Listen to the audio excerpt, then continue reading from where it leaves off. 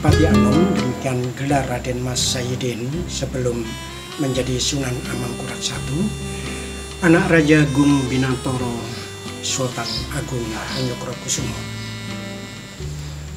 Dalam banyak literatur, Amangkurat I 1619-1677 dikenal sebagai Raja Mataram yang lalim, kejam, konon membantai 5.000-an lebih ulama. Jejak sejarahnya memang Adigang, Adigung, Adiguno sejak remaja. Mungkin karena ia anak penguasa tak terbantahkan karena ia adalah hukum itu sendiri yang bisa dibolak-balik sesuka hati. Tidak peduli pantas atau tidak, kalau misal ia mau mengkampanyekan dirinya juga boleh. Dalam usia 18 tahun ia menculik istri Tumenggung Wiroguno, panglima perang dari ayahandanya, menikahinya diam-diam di luar pengetahuan Sultan Agung. Para telik sandi mungkin mengetahui tapi tidak berani memberitahukan, apalagi ketika ada yang memberanikan diri melapor, dianggap kurang pikir. Setidaknya dalam interpretasi The Graph, Sultan Agung khawatir hal itu akan berefek negatif pada elektabilitas putra mahkota. Beberapa penasihat Sultan Agung hanya menyarankan agar gelar putra mahkota diberikan kepada Pangeran Alit, anak dari istri satunya lagi. Namun Sultan Agung panggah dan tetap memberikan tahta Mataram kepada Pangeran Adipati Anom ini. Ada beberapa catatan menunjukkan Pangeran Adipati Anom ini akrab bergaul dengan beberapa orang Belanda yang menjadi tawanan ayahandanya setelah penyerbuan Mataram ke Batavia. Pergaulannya dengan beberapa orang Belanda itu mempengaruhi pola pikir dan gaya hidup sang pangeran. Seorang utusan kompeni Van Goens dalam catatannya menyatakan sang putra mahkota sebagai sosok yang beringas, temperamental sejak anak-anak. Dengan rombongan pengawal kerajaan, ia suka bepergian keliling desa, jajah di Somlangkori, mengajak beberapa tawanan Belanda dan mengadu gulatkan mereka dengan rakyat jelantah.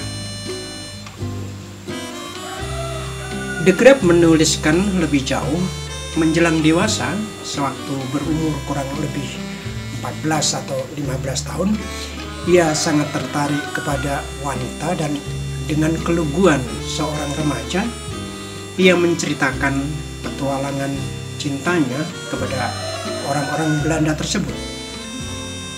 Itu pula agaknya, setelah pernikahan dengan putri Pangeran Pekik, dia menyeleweng menculik istri Tumenggung Wiroguno tadi.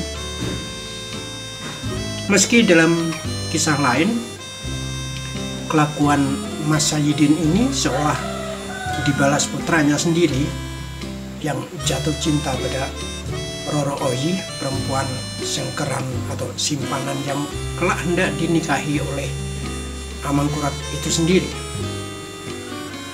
Tapi Sultan Agung agaknya sangat membela sang anak karena ulah anak dan pemanjaan bapak itu membuat situasi kabinet Sultan Agung menjadi kurang harmonis.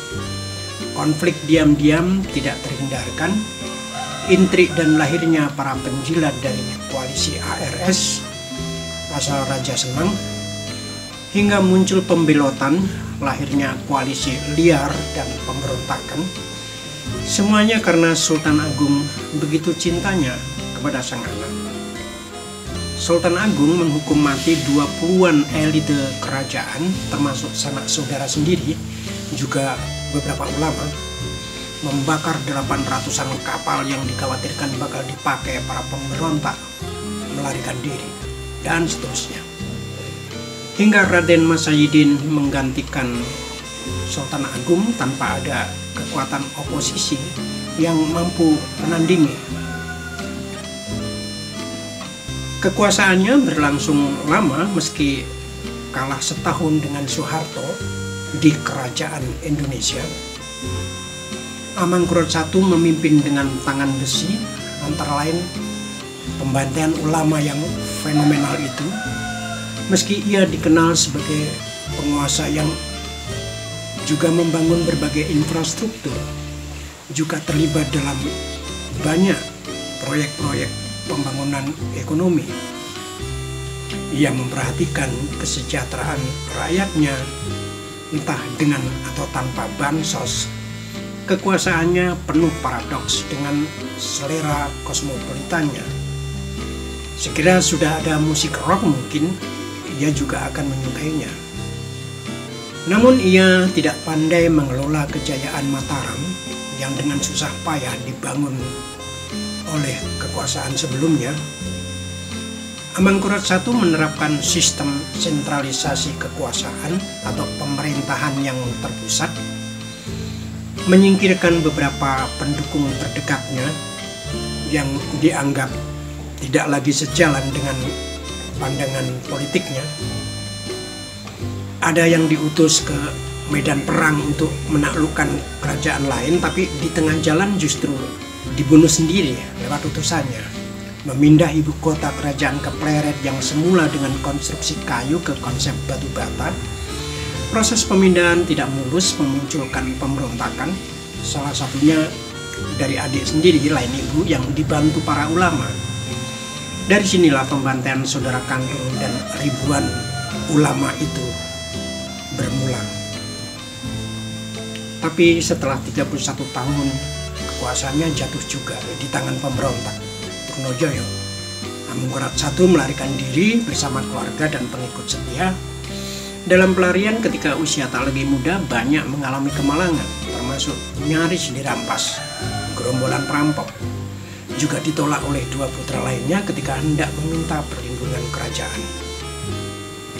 Hingga mangkatnya pada tahun 1677 di wilayah Banyumas, namun jasadnya demi keamanan dilarikan ke daerah yang dianggap aman oleh para pengikutnya, ke wilayah Tegal di pesisir utara, dan dimakamkan di daerah yang pernah menjadi penyangga pangan Mataram pada zaman Sultan Agung.